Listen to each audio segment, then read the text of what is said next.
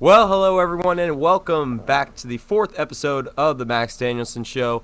I'm your host, Max Danielsen, and joining to me is another Austin College baseball player. He is a sophomore here, Mr. Jordan Miller. Jordan, welcome to the show, man. What's up, man? Appreciate you having me today. No problem, no problem. It's tradition around here that I ask you just a little bit about yourself, what you do here, what you're planning to study in, and then what your favorite teams are. Man, I play baseball here, majoring in business admin, and favorite teams, Dallas Cowboys, of course, Texas Longhorns, Los Angeles Dodgers, and I wouldn't say I'm necessarily a Lakers fan. I say LeBron James fan. Gotcha.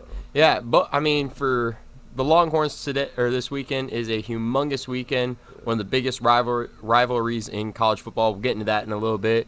And then the Dodgers, heartbreak. Oh, man. We'll get into that in a little bit. But while we're on the topic of the Longhorns, we'll start out with college football. Number 10, Florida shut down number 7, Auburn by the score of 24-13. Auburn's quarterback, Bo Nix, he had a brutal day, going 11 for 27, 145 yards, 1 touchdown, and 3 interceptions. I want to ask you about Florida. How do you feel about them this season? Do you think they're the real deal, or do you think they're just going to be an outsider team that makes a mediocre bowl game? I'm going to say a outsider team, and, they beat Auburn. Auburn's a good team, but if you want to talk about the real deal, there's teams, there's good teams, and then there's the great teams. Bama, Clemson, Ohio State, Oklahoma, those are real deal teams. And if you ask me, I don't think Florida is up to beat that level of competition yet, but I think they can definitely beat some good teams. Now, one thing we've talked about here on the show constantly is about Clemson. What's your opinion on them? Do you think they're overrated this year? Because Trevor Lawrence hasn't played his best football that we've seen in the past, like last year. So I just want to ask you about that. What do you think about them? I wouldn't say that they're overrated. I mean, Trevor Lawrence is a good player, and he's only a sophomore. A lot of people talk about the numbers from this year, but I mean, after the season he had last year, with the expectation that he has, it's hard to consistently do that. So he's not playing terrible. He's winning games, and so that's all that matters right now. He'll definitely get back into the form he was last year, but I mean, being only a sophomore, people still have to remember that. And so he's definitely a good player, and they're definitely a good team, and I expect a lot out of them. Yeah. Another tradition we have around here, we look at the biggest games for each week of college football. Right now we are in week 7. And the biggest game, we got to start off, number 6 OU at number 11 Texas for the Red River rivalry. Who do you think is going to win? I know you're a Longhorn fan, but I want to hear who do you think is actually going to win, because I know Sam Ehlinger always goes off against OU. And as much as I hate to say it, man, I think that this OU offense is too powerful. But if Texas is going to have a chance to beat them, I think they have to keep OU offense off of the field, and they have to be able to consistently go on long drives. You're not going to be able to beat OU at their own game and making big plays. So you have to be able to consistently drive the ball and be able to beat them. And Jalen Hurts is a crazy good quarterback, possibly a Heisman winner. So you got to put some pressure on him and just know how to get him out of a rhythm. I mean, the number one thing that Texas has to do in this game is play defense, because historically Big 12 teams are not the best defensively, as we've seen in college football. And then when they go up against SEC, ACC, all those teams in bowl games, I just think now it's going to be, how is Sam Ehlinger going to play? And I want to ask you, how do you think he's played so far? Because statistically, he's done well against a lot of quarterbacks in college football. Yeah. I mean, he's been playing good, man, and I think that the biggest difference is he's not trying to force too many things down the field. He's taking what's given to him, and he's learning just to move the chains. You don't got to get big plays, and just 10 yards at a time is all he has to worry about. And he's doing a good job of consistently moving the chains right now, and that's been the key to his success so far. Next game I want to look at is number 10 Penn State at number 17 Iowa. Who do you think is going to win this game? I'm gonna go with the upset. I'm gonna go with Iowa, man. And you know, both teams are decent teams, but I just think that Iowa's gonna pull away in this one. Especially like their home stadium. I don't know if you ever watched like an Iowa game. Their crowd gets electric during games. Yeah. Next matchup I got here, number 7 Florida at number 5 LSU. Is this a game that Florida is going to keep undefeated, or do you think they're going to lose to LSU? I think they're gonna lose to LSU, and like I said earlier, you know they beat Auburn. Auburn's a good team, but when you start to talk about LSU and really number 1 through 5, man, these teams I feel are just a completely different monster when it comes to these other teams. But if Florida can somehow beat LSU, then that's when I'll say, okay, maybe Florida is the real deal this year. Next game we have is number 1 Alabama and number 24 Texas A&M, and the only reason that I have this on our list is because that they're playing at Kyle Field. You know what, man? I don't think I can ever really bet against Bama, man. And unless you're talking about a top tier team, then you know A&M's a good team, and Kyle Field is an electric place to play, man. But I don't think I can bet against Bama in this one. Alrighty, and then the last game we have for college football is Florida State at number 2 Clemson. I'm gonna go Clemson, man. Florida State is not the same team that we're used to seeing the last few years, and I think this will be a game that Trevor Lawrence finally plays to the potential of how everyone knows that he can play. I mean, historically, like you said, Florida State has been always a dominant powerhouse in college football. And this year they've kind of had their off year, their lull year. But me personally, if anything, I think this is the team that could upset Clemson. Like last week, it was UNC by 1 point, almost upsetting. So we'll just see how that plays out. Transitioning, though, into the NFL, Jay Gruden was fired as the Redskins head coach. I want to ask you, how do you think the Redskins I mean, because it is just going down for them. Yeah. Because at one point, that Redskins-Cowboys rivalry was one of the best in football. Mm-hmm. And now the Cowboys are going up, and the Redskins are just nosediving to the ground. Man, I'm going to be honest with you.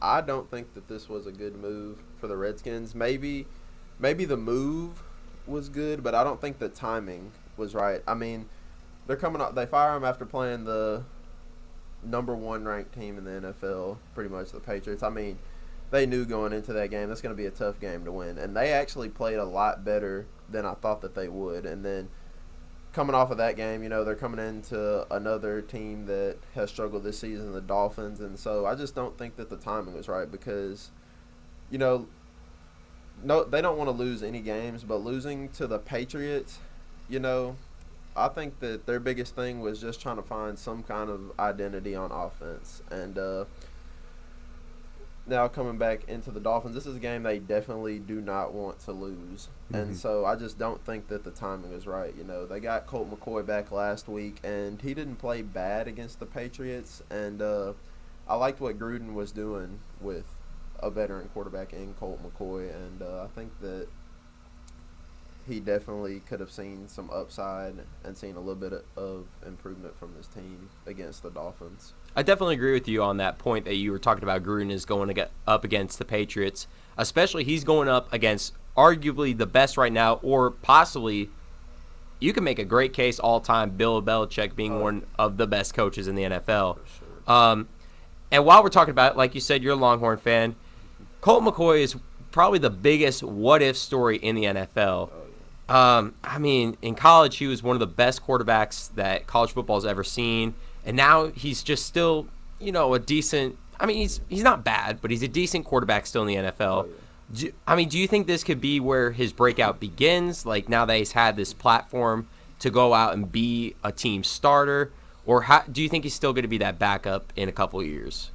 Man, I really think that he can break out this year. And to be honest with you, I've said it the last couple of years, man, he hasn't played bad when he does get the chance to. You know, he's been plagued by injuries throughout his career.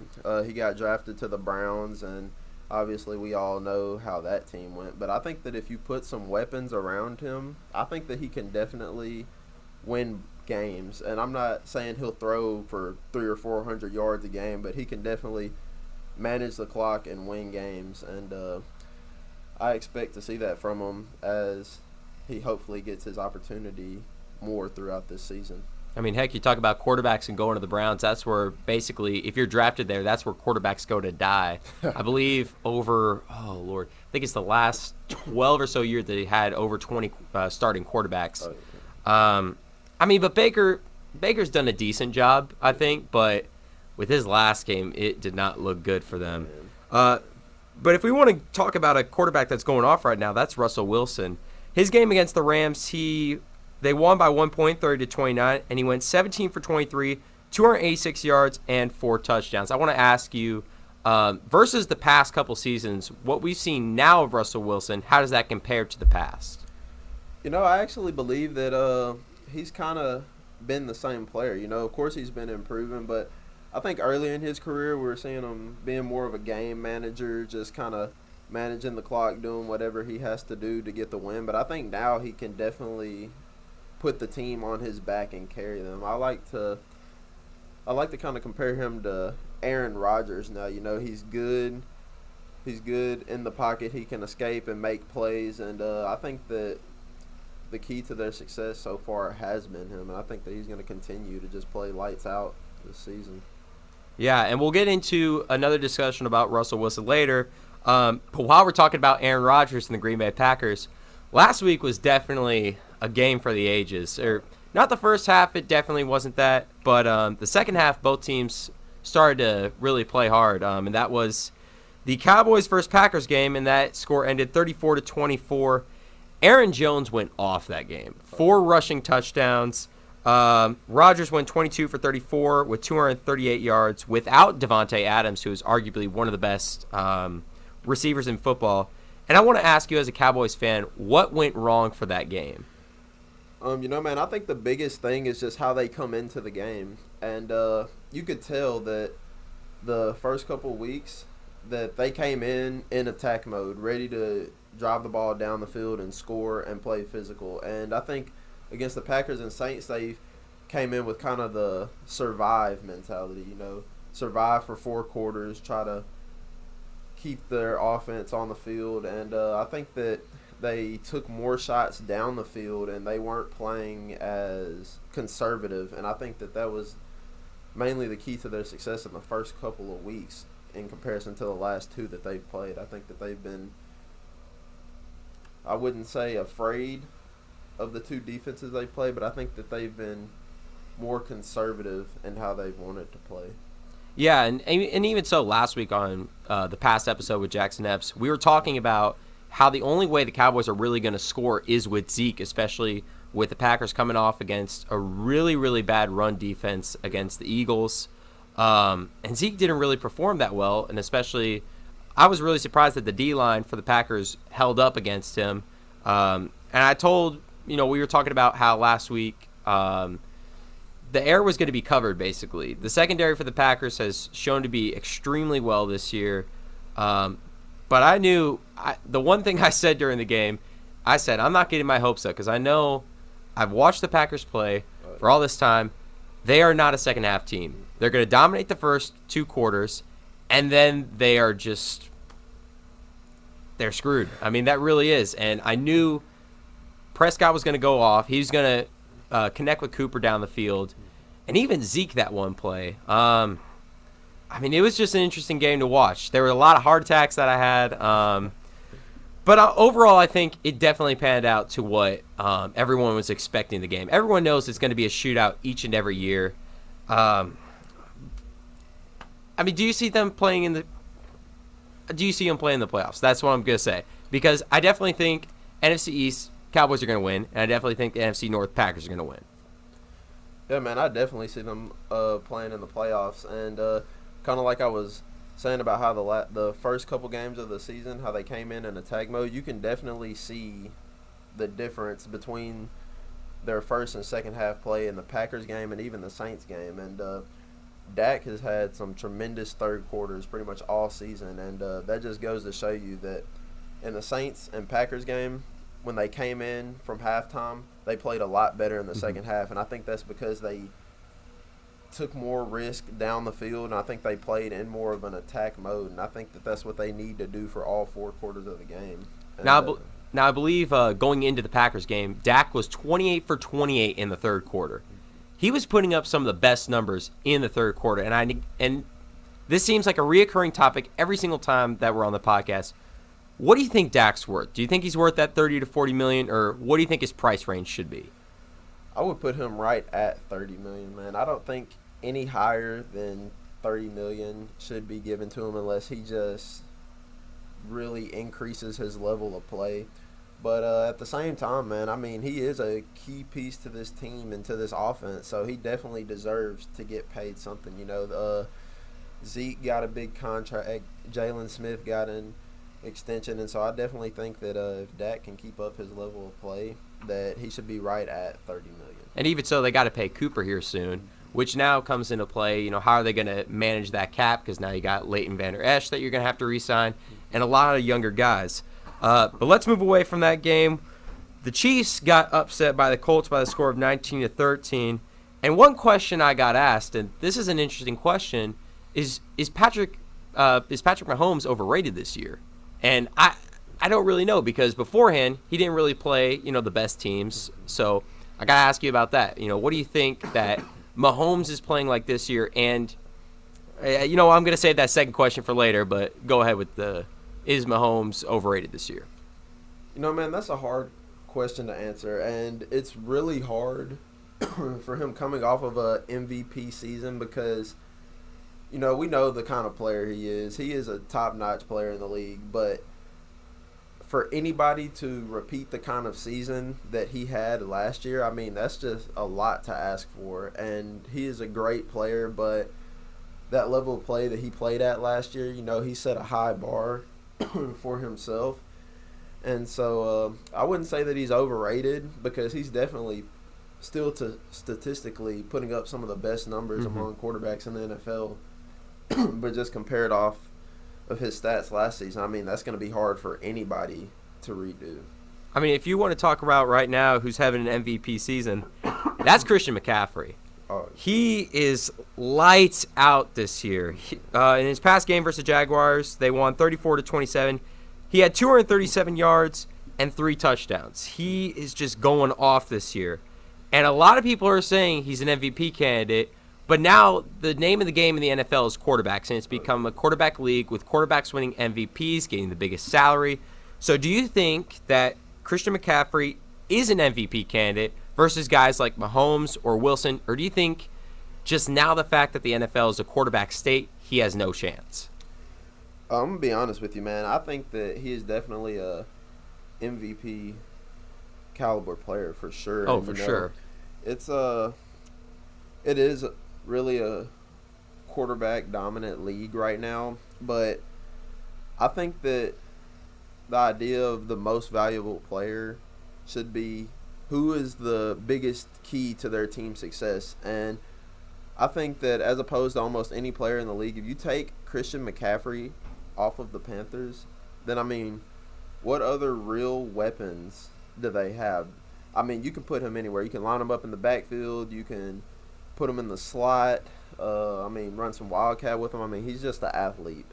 And Russell Wilson is playing lights out as well right now. And both of those guys, man, I think they're really the biggest key to their team's success. And so if they both continue this level of play, then I think it will definitely go to Russell Wilson just because of the game today and the value of the quarterbacks. But I think that if McCaffrey keeps putting up these kind of numbers, and I don't think there is any kind of way that he doesn't receive MVP. Now, I want to ask you, because a couple weeks ago, Dak Prescott was in the discussion for MVP. Do you think he's still in the discussion for MVP, especially with his play against the Saints and the Packers? You know what, man? I don't see it, honestly. Dak is he's a good player, but he just doesn't have that put the team on your back and carry you to victories. He doesn't have that trait yet. And I think that's the biggest thing for him. He has some good games, and he's played decent, But when you want to talk about MVP candidate, man, that's a whole different level. I just don't think that that's where he's at right now. All right, and now moving on to MLB. Postseason is well and alive, and oh boy, that Cardinals game 5. They stomped over the Braves, 13-1, posted 10 runs in the first inning. I got to ask you, what happened to the Braves, man? Man, that first inning was a killer. And, for any team, you just can't allow that to happen, in a do or die game. I mean, you just can't allow yourself to get down that early. I mean, that's hard to bounce back from.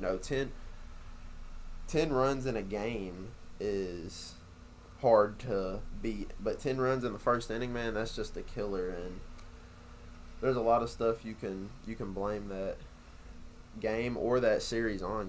Their pitching, I did not think that their pitchers did well throughout that whole series, really. And I think that's the main reason that the Cardinals are advancing to the next round. I mean, do you think the Braves are going to be a World Series contender here in a couple years, or do you still think they got a long ways to go? I think that they have a long ways to go, man, to be honest with you. They have some good players, of course. They have some young star power, but Ronald Acuna and Ozzie Albies. Yeah, man. But I still think that they have a long ways to go. I think that they need to upgrade their bullpen and that pitching rotation a little bit more. Yeah, and especially they have a lot of young pitchers right now in their minor league farm system. So it'll be interesting. It will be interesting to see how those pan out.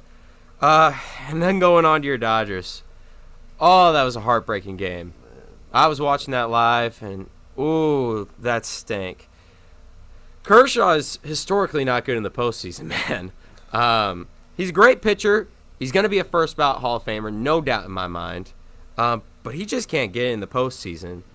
Juan Soto and Anthony Rendon hit back-to-back homers off him. And then in the 10th inning, Howie Kendrick comes up, hits a grand slam. I don't even know how to describe the Dodgers, man, over these past years. Because it has just simply been disappointment.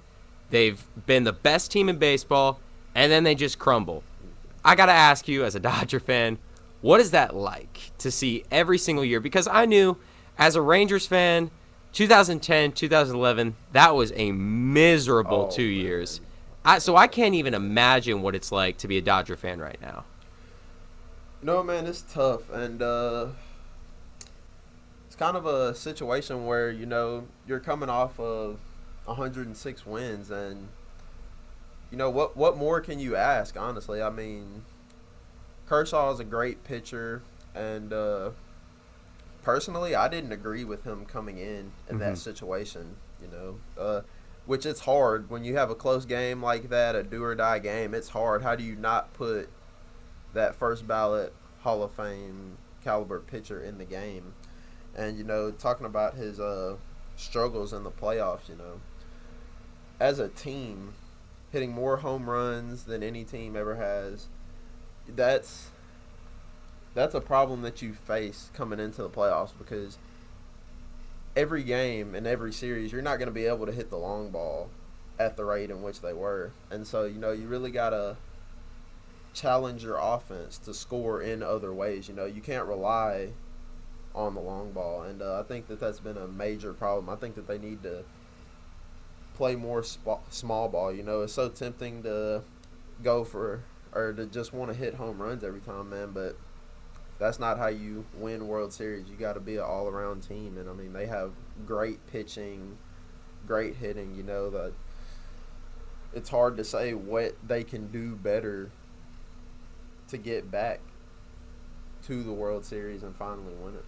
Yeah, I mean, they make moves at the deadline that are surefire, like, oh, this is going to get them over the hump. They brought up Dustin May, Gavin Lux, Max Muncy's been playing great, Alex Verdugo's been playing good. So they have all the pieces. It's now just formulating how are you going to get over that hump, even though on paper they're over the hump, but as a team still they're not. And I was surprised that they put Kershaw in, especially with Kenta Maeda pitching extremely well in the postseason. And even so, I agree with your statement about how they can't play the long ball, especially when you're having to go against one of the most consistent pitchers in baseball, Max Scherzer, and then you also have Steven Strasburg. So that was an interesting series, and I think next year at least, it definitely is going to be an eye opener for them to how to develop better. But I have to ask you, do you think Dave Roberts should be fired because of this? Because a lot of people were saying he should have been fired after the last World Series last year. But I got to ask you about that because he's still a decent manager. But, I mean, if you can't get your team over the hump and you have all these pieces, last year they had Machado, I don't know what else you can do as a manager. You know, man, I don't think that he should be fired, actually, you know, and that's a hard thing, man. 106 wins, and then going into the playoffs. I mean, they have to do something, obviously, you know. But I mean, a lot of teams just want to get into the playoffs and perform, and you know, obviously, when you're a team of that caliber, you know, you really have the mentality of championship or bust. And so, I mean, that's a hard thing to come off of. That's hard expectations for him to live up to. And, you know, he's done the best that I think that he has the power to, and, you know, bringing players in and providing a good lineup. But I don't think that he should be fired yet. You know, I think that he still has time to improve, and I think that they can really develop more this offseason and try to bring in maybe another bullpen weapon if they can. And I think that they'll be just fine next season. And now we move over to the AL, the Astros-Rays series. Astros won in Games 5 by the score of 6-1. The Rays were really the surprise team in this series because everyone expected the Astros just sweep them and blow them out. But, I mean, the Rays put up a really good fight. So I want to ask you, how do you think the Rays are going to be in the next couple years? Because I feel that they're a very great team, especially for what people expect out of them. But do you see them, I would say, in the next 5 years, trying to compete for something better than just playoffs? That's a hard question, man. I'm not sure about that. You know, I'm not too keen on the Rays, and I don't know too much about the young players that they have. You know, they definitely played a lot better than I expected this year, and you know that kind of goes into once you get into the playoffs, you know, anything can happen. And I mean, they played great, but through the next couple years, I mean, there's a lot of teams with young talent, and so I don't think that they'll necessarily be a championship team, but I think they'll definitely be a playoff team in the next 4 or 5 years. Yeah, and one thing that came up for the Rays that last week we were talking about, because we totally forgot about this. So in 2024, the Rays have been basically approved by the MLB to do a half season, half in Tampa Bay, half in Montreal. What do you think about that? Because that was big news this summer that broke. Do you think it can work with just the fan base logistics, money logistics? Even so, if they're a postseason team, how would that work? I just got to ask, do you think that the MLB is still going to go through with it when 2024 hits? Or do you think they're just going to be like, you either got to stay in Tampa Bay or you got to move to Montreal? I think, 2024 is a long time. That's 4 or 5 years. So I definitely think that that will definitely change. I think that they'll have to choose between one or the other. And, man, I just think that the MLB will really think about that. And they have a lot of time to think about that. And so I think that they'll definitely have to choose about where they want to play. And then moving on to a team that easily just dominated their opponent is the New York Yankees, sweeping the Twins in 3 games. Do you think they're going to be the favorites now for the postseason? Because Judge has been doing phenomenal at the plate and in the outfield. Their bullpen's historically been one of the best in baseball. How do you think they are compared to the other teams in the postseason? And do you think they are the World Series favorites right now? I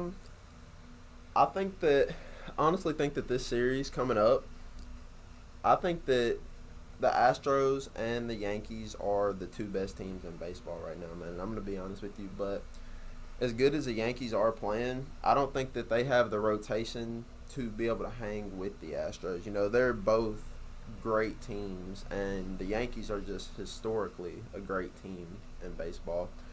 But I think that the pitching of the Astros will come through over the Yankees. You know, the Yankees don't have that necessarily that ace, I think, that will just get them over the hump. And I don't think that they have the pitching that can compete in a series with the Astros. And, you know, their hitting is just another level. But I think that if they are going to win the World Series, I think that they definitely need to see better pitching. And they haven't pitched bad, but when you talk about Garrett Cole, Justin Verlander, Zach Greinke, that's a different level. And so they're going to have to come ready to play, ready to hit, ready to pitch. And then right after the Cardinals-Braves game, Brian McCann called it a career, I believe, after 16 years. Historically, he's been one of the better catchers in the game. But a big surprise that came up was the Phillies firing their manager, Gabe Kapler. I mean, the Phillies have been a big disappointment this year. They signed Harper to that massive extension. They have Jake Arrieta on the mound. They also have guys like Rhys Hoskins in their lineup.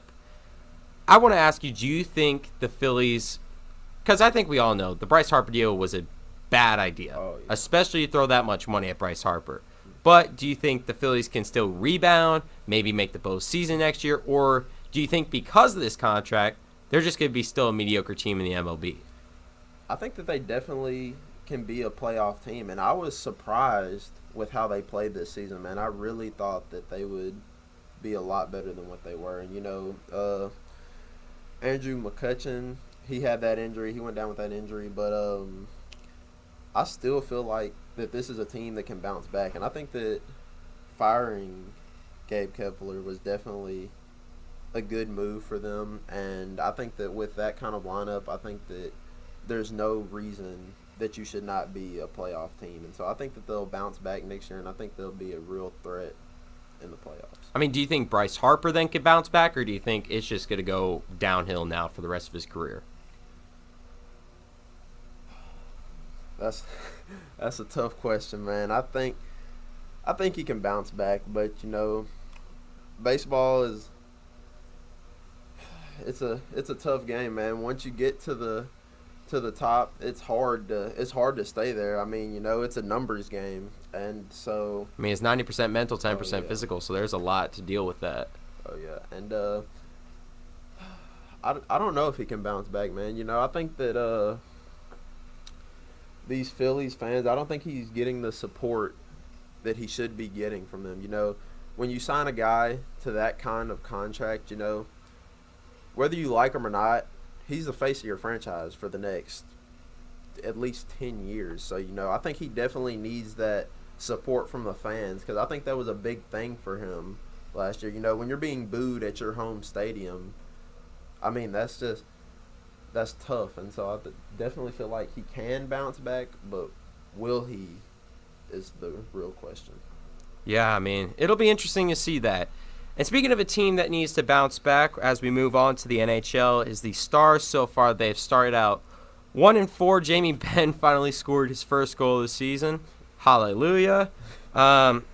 It's not looking good for the Stars because on paper, they're a good team. They signed, you know, they have veteran leadership like Joe Pavelski, Corey Perry.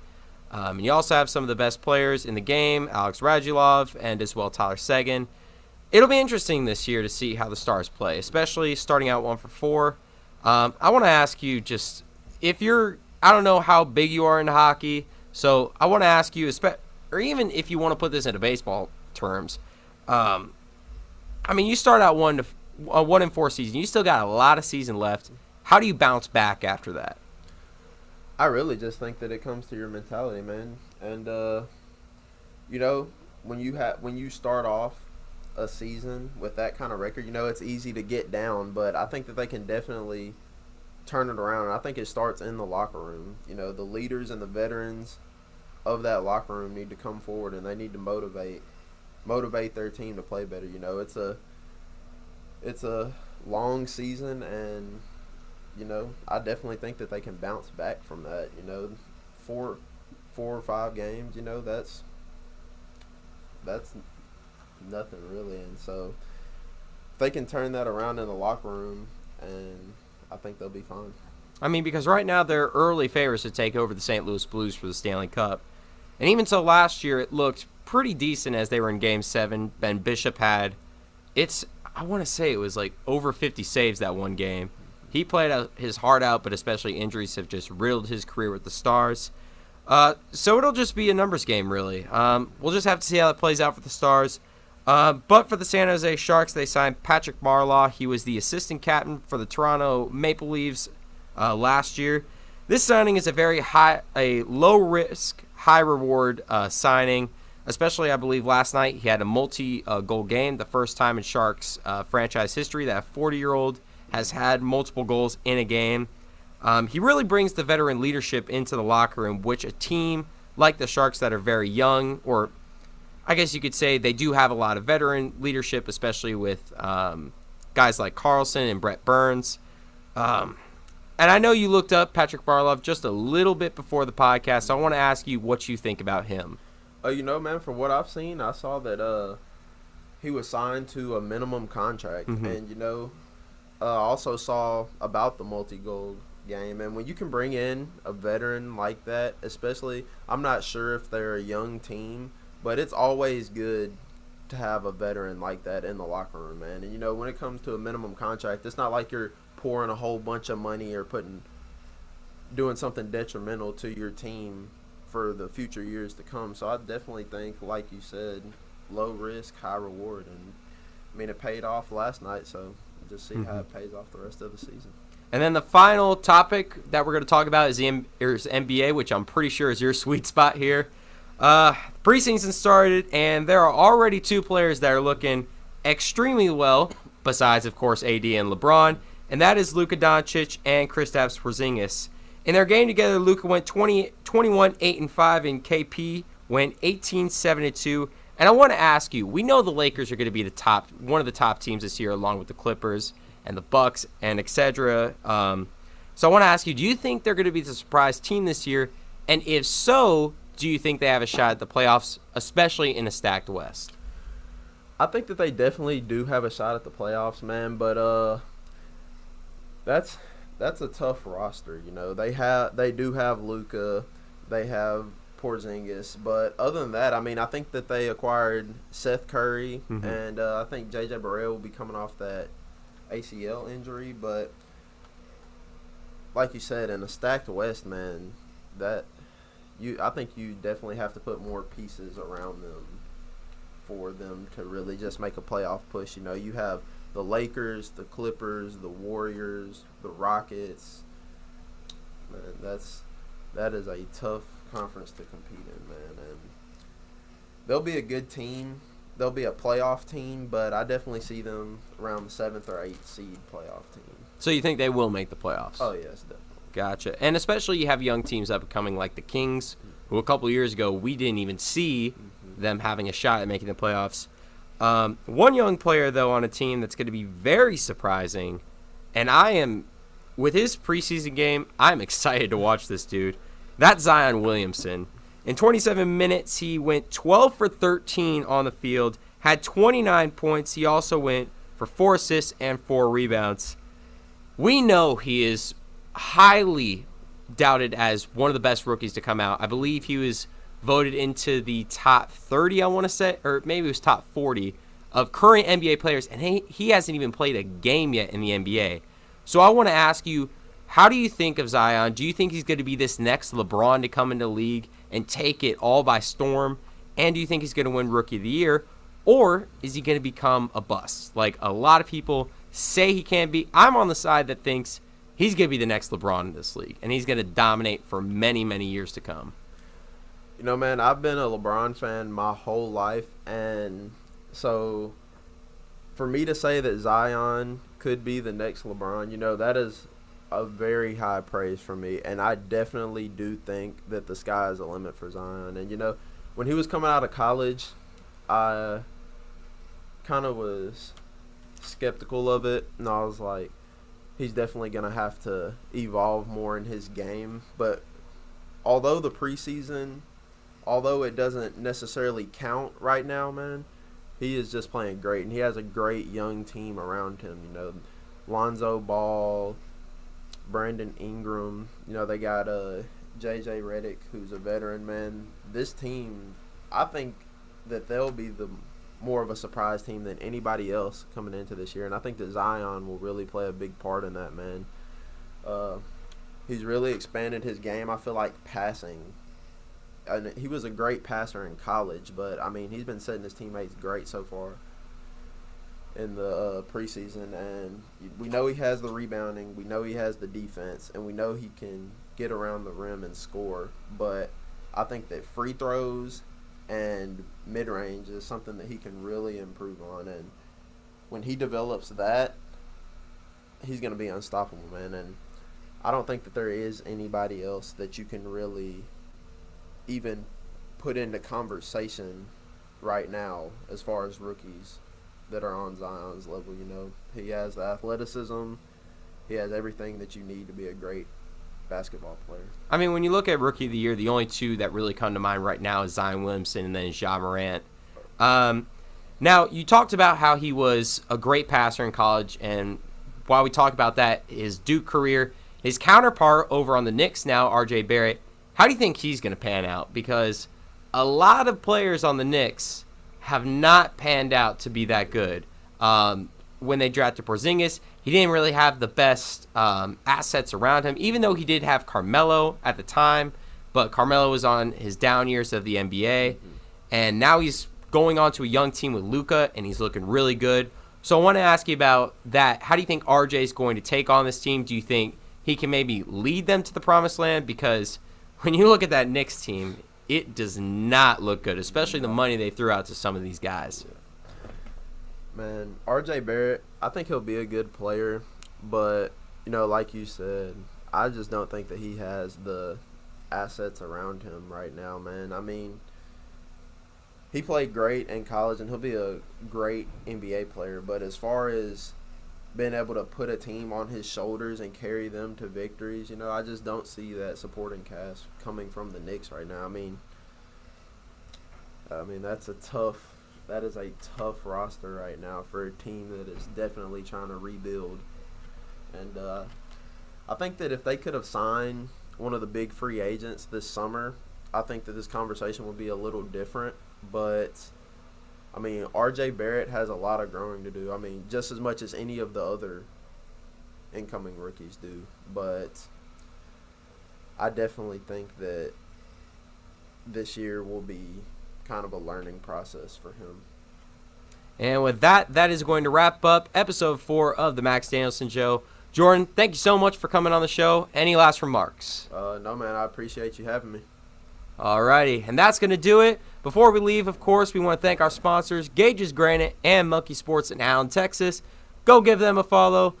Make sure, shout them out. They are awesome people. And with that, we thank you for watching. And as always, have a pleasant good morning, a good afternoon, or good evening to you, wherever or whenever you may be watching. Thank you.